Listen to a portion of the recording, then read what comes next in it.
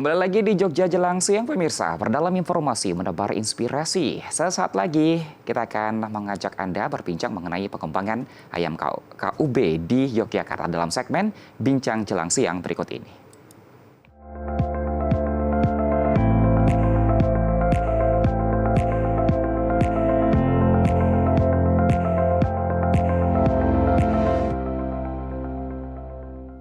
Ayam KUB atau Kampung Unggul Balit Bangtan merupakan salah satu inovasi di bidang peternakan yang dikembangkan untuk meningkatkan produktivitas ayam kampung dibandingkan ayam kampung biasa. Ayam KUB dikenal memiliki pertumbuhan yang lebih baik serta produksi telur yang lebih tinggi sehingga berpotensi menjadi peluang usaha bagi masyarakat sekaligus mendukung ketahanan pangan di Indonesia. Untuk membahas mengenai pengembangan ayam KUB di Yogyakarta saat ini sudah hadir bersama kami di studio Ibu Ari Widyastuti selaku penyuluh pertanian ahli utama DPW Perhiptani Daerah Istimewa Yogyakarta. Selamat siang Ibu Ari Widyastuti. Ya, selamat Kabarnya siang. Gimana Ibu? Tuhan, baik. Baik. Terlebih dahulu saya ingin tahu ayam KUB itu apa Ibu? Ya, ayam KUB ya. Ayam KUB itu sebetulnya ayam lokal unggul. Jadi lokal unggul, kalau tadi sudah disebutkan bahwasanya ayam kampung unggul Badan Litbang atau Balit Bangtan. Yaitu merupakan galur ayam itu yang hasil seleksi. Jadi galur ayam hasil seleksi sampai 6 generasi. Jadi cukup waktu yang lama ya sampai kalau satu generasi itu sampai 1,5 tahun, berarti kalau 6 generasi itu berarti waktunya cukup lama. Nah ini diseleksi dari ayam-ayam lokal yang ada di Jawa Barat, kemudian di DKI Jakarta itu yang memiliki keunggulan-keunggulan, misalnya tahan penyakit, kemudian produksi telurnya tinggi, nah kemudian lagi pertumbuhannya cepat, dan semua yang unggul-unggul itu dijadikan untuk seleksi itu sehingga dihasilkanlah ayam KUB. Nah, pada awalnya itu ayam KUB itu ayam KUB 1 sebutannya ya. Itu produksi telurnya juga lebih tinggi, pertumbuhannya juga lebih cepat. Nah, kemudian pemerintah melalui program bekerja waktu itu pada tahun 2018 itu ada program bekerja bedah kemiskinan rakyat sejahtera itu sudah memberikan ayam kepada masyarakat Indonesia itu 50 ekor per kakak itu di seluruh Indonesia. Jadi sekaligus itu untuk menyebarluaskan tentang ayam galur baru tadi itu. Nah itu respon masyarakat ternyata sangat bagus. Jadi respon sangat bagus. Kemudian hasilnya juga bagus sehingga pemerintah melalui Kementerian Pertanian pada saat itu Badan Litbang Pertanian, tapi sekarang namanya sudah berubah itu menjadi BRMP atau Badan Perakitan dan Modernisasi Pertanian. Nah itu kembali meningkatkan performa dari ayam KUB 1 tadi itu. Nah sehingga menjadi ayam KUB 2. KUB 2 itu tentunya memiliki performa yang lebih tinggi ya tentunya dari KUB 1 itu produksi telurnya juga lebih tinggi. Nah kemudian itu ada POP itu kalau ada variannya.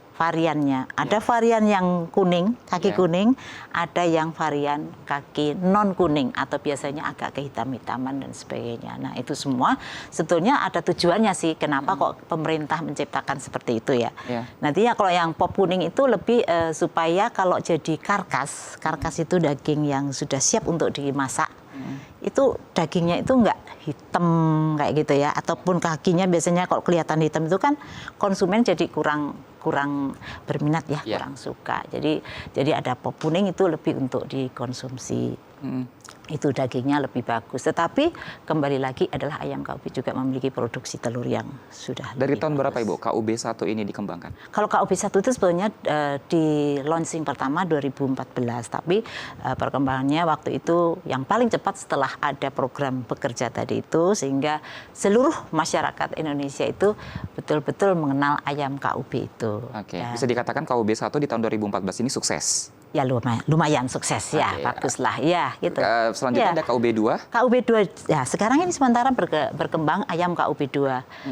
KUB 2 itu ada yang tadi saya sebut KUB 2 mempunyai produksi telur yang lebih tinggi sampai dari biasanya kalau KUB 1 itu cuman 160 kebutuhan produksi telurnya. Tapi itu KUB 1 itu juga lebih tinggi dibandingkan ayam kampung biasa tentunya. Ya. Nah, kalau ayam kampung biasa itu kan dalam 1 tahun itu mungkin hanya ya 4 kali periode bertelur ya. Kalau 4 kali katakan produksi telur itu 15 butir per sekali bertelur, periode bertelur, itu kan paling ya 60, 40 itu sudah banyak. Nah, ini kalau ayam KUB 1 saja dibandingkan dengan ayam kampung biasa kan berarti sudah sangat lebih tinggi. Apalagi sekarang ditambah lagi dengan KUB 2 itu jadi lebih tinggi. Kalau KUB 1 dari tahun 2014, KUB 2 dari tahun berapa, Bu? KUB 2 itu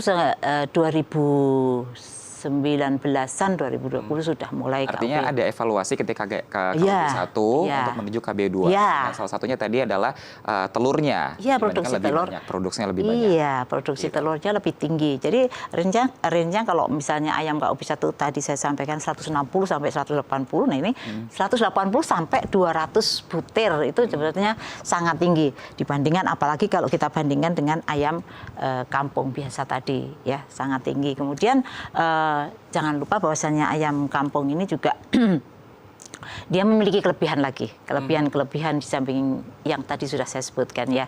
Kenapa kok sebetulnya produksi telurnya itu bisa tinggi? Dia memiliki sifat mengeram yang kecil. Itu memang hasil seleksi seperti itu. Jadi memang sengaja jadi untuk penetasan pengeraman itu tidak bisa dirami gitu maksud saya. Untuk ayam KUB itu tidak bisa mengeram, tapi dia harus ditetaskan. Makanya dia ayam KUB itu dia tidak produksi telurnya tinggi, kemudian sifat mengeramnya rendah, saya mau mengatur itu. Sifat mengeramnya rendah, cuma 5-10% itu dibandingkan ayam biasa. Kalau ayam biasa biasanya setelah bertelur selesai bisa saja 12 butir atau 15 butir dia sudah langsung mengeram. Nah, ini tidak. Tapi ada pengecualian sekitar 5-10% lah gitu. Itu misalnya dalam satu vlog kandang itu ada katakan 10 ekor, katakan yang sedikit aja lah supaya gampang menghitungnya. Ya berarti 5% dari 10 ekor itu ya itu kadang-kadang masih mengeram. Tapi selebihnya yang lain itu sudah bertelur, bisa tidak mengeram. Ayam KUB ini apakah memang didesain atau dikembangkan hanya untuk petelur saja, atau bagaimana dengan kualitas dagingnya nanti? Ya, ini begini. Jadi ayam KUB itu sebetulnya dulu pada awal KUB 1 itu ada ayam KUB 1 juga ada ayam sensi agrinak. Ya, itu desain pertama itu untuk ayam KUB 1 itu sebagai petelur. Tapi sebetulnya lebih juga bisa sebagai pedaging. Jadi dual purpose gitu loh. Dual purpose atau dua tujuan gitu. Nah, kemudian ada sensi atau sentul terseleksi agrinak itu lebih kepada sifat ayam yang pedaging. Karena produktivitas dagingnya itu akan lebih cepat gitu. Itu ayam KUB. Oke, baik. Di KUB ini katanya ini ya Bu ya, konsumsi pakannya yang juga katanya lebih menekan. Konsumsi pakannya lebih rendah dibandingkan ayam. Misalnya katakan untuk menghasilkan telur, kalau ayam kita bandingkan dengan ayam ras aja ya. Ayam ras itu kan biasanya kan 100 gram per ekor per hari ya. Nah, itu kalau ayam kampung KUB itu, ayam unggul Balit Bangtan itu, dia cuma sekitar 85-90 gram itu sudah bisa, dan dia bisa menghasilkan telur. Oke, berarti untuk peternak ini bisa menekan biaya ongkos produksi. Ongkos produksi, apalagi pakan ya. Pakan itu kan sampai 70% biaya produksi untuk pakan. Jadi betul-betul sangat bagus kalau memang itu bisa dipelihara oleh masyarakat. Nah, tapi ini juga ada informasi baru bahwasanya ada harga pakan yang agak menurun rendah ya. Sekarang itu kabar bahagia untuk peternak kita gitu. Oke, baik. Ini berikutnya Ibu, ini katanya tahan dengan serangan penyakit juga keunggulannya dari KUB. Iya, itu memang didesain juga tahan terhadap serangan penyakit sebetulnya. Tapi namun demikian kita tetap harus melakukan pencegahan penyakit ya. Pencegahan penyakit yang bisa kita lakukan baik melalui sanitasi atau maupun vaksinasi. Nah, ini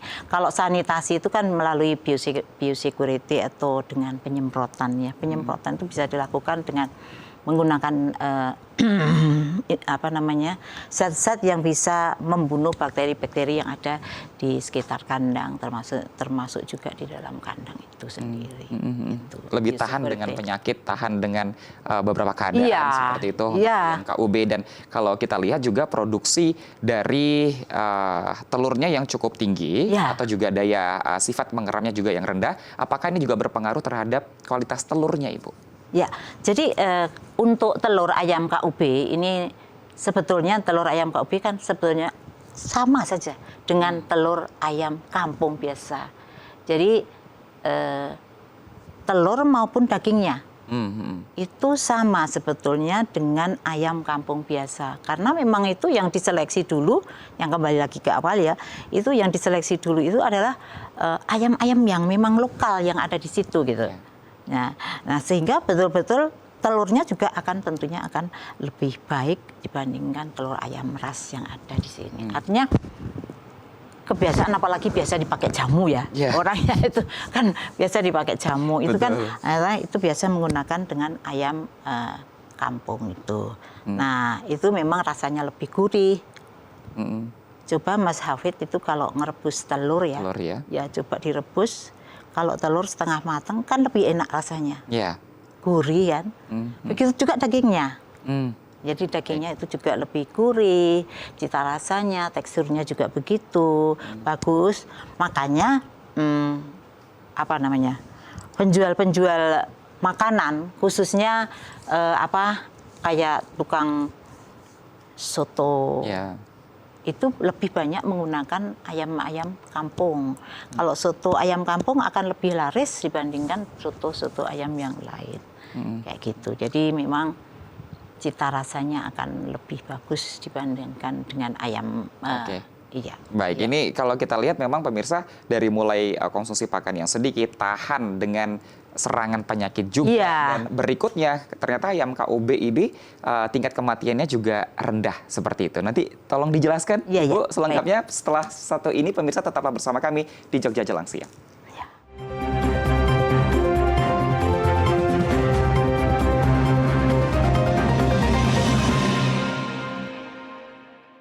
Saya difabel dari umur 2 tahun. Saya terus panas, akhirnya saya lama-lama kaki lemes, kok tidak bisa untuk jalan lagi. Bagaimana sih Mbak Christine awal mulanya itu mendapat ide jualan asinan? Awal. Sebenarnya ini basic saya itu salon.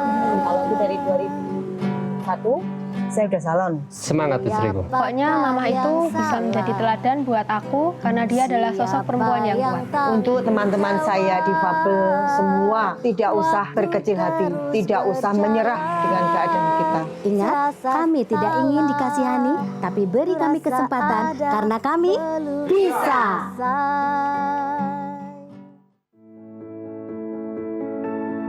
Seringkali bukan tubuh kami yang membatasi, melainkan pandangan orang terhadap kami. Mereka lupa, kami juga punya mimpi. Kami juga bisa bekerja, belajar, dan berkarya. Di lapangan, di jalan, di ruang-ruang kehidupan, kami hadir. Berjuang dan membuktikan bahwa kemampuan tidak ditentukan oleh fisik. Yang kami butuhkan bukan belas kasihan, tapi kesempatan, kepercayaan, hak yang sama untuk tumbuh dan berkontribusi. Kami tidak minta dikasihani, kami hanya ingin dipercaya. Karena di balik keterbatasan ada semangat yang tidak pernah padam. Karena disabilitas bukan ketidakmampuan. Kami hanya berbeda cara, tapi tujuan kita sama, hidup bermakna. Kami ingin menjadi bagian dari kemajuan bangsa, berdiri sejajar, berlari bersama, dan memberi warna bagi Indonesia. Beri kami kesempatan, kepercayaan, dan kesetaraan untuk Indonesia maju. Pemenuhan gizi dalam masa pertumbuhan anak menjadi salah satu syarat mutlak membangun generasi unggul sebagai fondasi Indonesia Emas 2045. Program makan bergizi gratis yang digagas Presiden Prabowo Subianto merupakan langkah konkret pemerintah untuk mendongkrak kualitas sumber daya manusia menuju Indonesia Emas 2045. Program makan bergizi gratis memastikan setiap anak mendapatkan akses terhadap makanan bergizi dan memiliki kesempatan tumbuh sehat serta cerdas. Ditargetkan ada 82,9 juta penerima manfaat program makan bergizi gratis, terdiri dari anak-anak, ibu hamil, dan ibu menyusui. Makan bergizi gratis, ciptakan generasi unggul untuk Indonesia Emas 2045.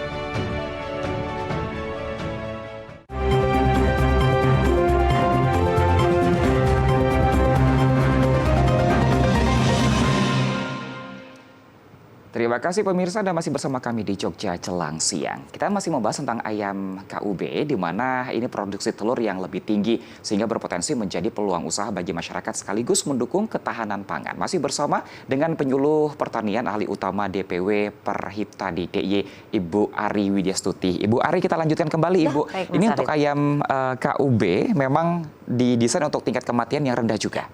Ya, betul. Jadi begini, ayam KUB itu memang kematiannya itu relatif kecil ya. Ya bisa sampai 5%, hanya 5% dibandingkan kalau ayam-ayam kampung biasa itu bisa sampai ya lebih dari 20%. Nah, itu sebetulnya juga bisa karena dilakukan apa ya, pemeliharaan yang lebih bagus. Jadi kalau ayam KUB itu pemeliharaannya itu biasanya karena habis menetas, itu kalau ayam KUB kan dimasukkan dalam satu kandang penghangat gitu loh. Nah, karena tidak punya mama, karena tidak punya ibu, karena jadi tidak dipeluk sama ibunya. Nah, itulah dibuatkan semacam kandang brooder seperti itu, disebutnya brooder ya.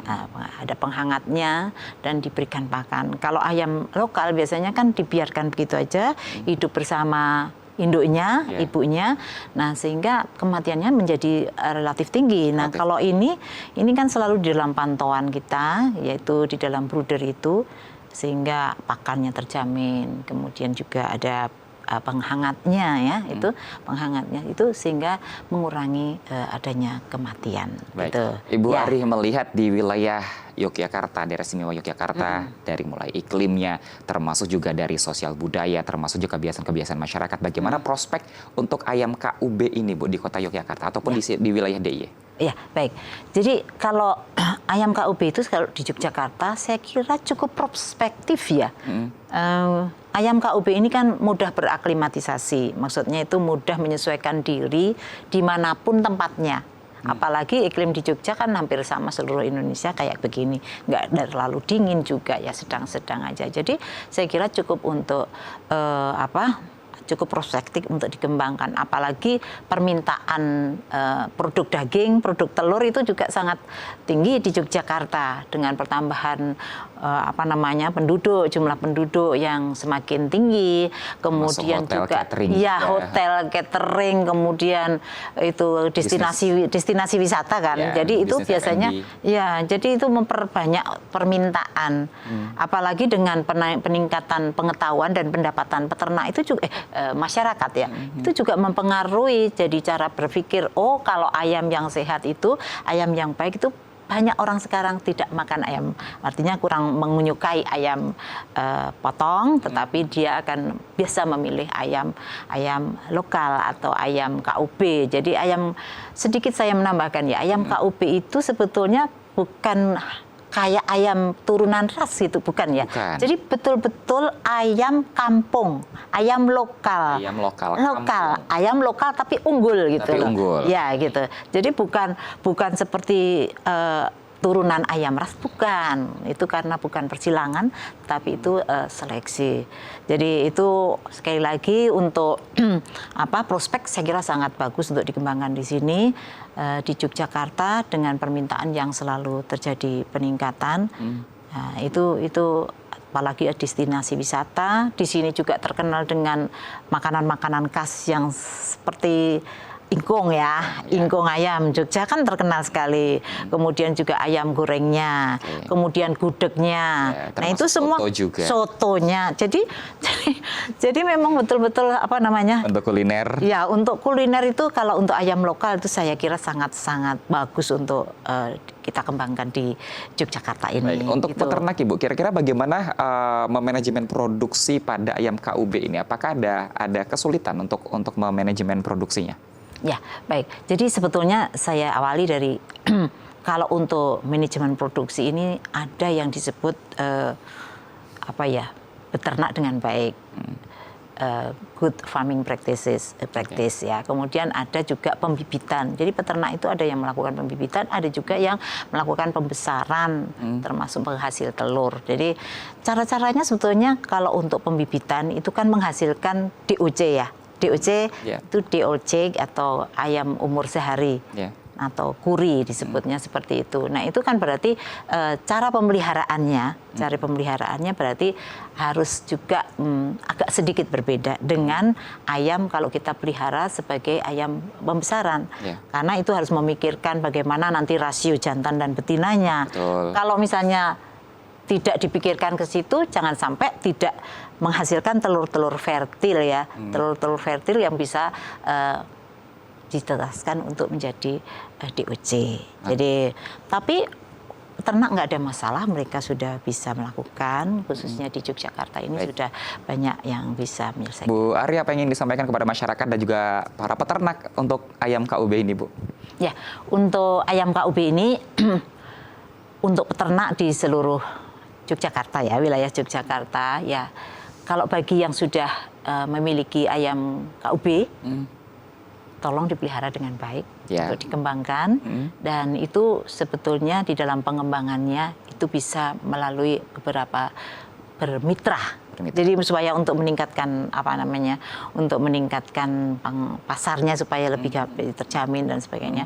Itu perlu ada kemitraan. Jadi silahkan untuk membuat kemitraan, kerjasama termasuk di dalam penyediaan pakannya, kemudian di dalam pemasarannya itu perlu bermitra. Bermitra dan kolaborasi untuk supaya lebih kolaborasi, banyak penghasilan dari peternak seperti karena itu. Dan kalau juga untuk masyarakat ini sekali lagi ayam ini bukan ayam ras, bukan tapi ini adalah ayam lokal unggul. Jadi aman untuk dikonsumsi dan juga ada daging dan juga telurnya juga. Iya, kemudian saya tambahkan sedikit, itu harga itu beda sekali. Kalau harga ayam potong itu kan sekitar katakan sekarang dalam rangka ini 40-an ribu. Nah ini berat hidup untuk ayam potong itu ayam lokal unggul itu lebih dari 50.000. Jadi memang space-nya agak tinggi. Makanya itu di samping cita rasa juga harganya juga lebih tinggi. Gitu. Oke, baik, terima kasih Ibu Ari Widyastuti sudah bergabung bersama kami membahas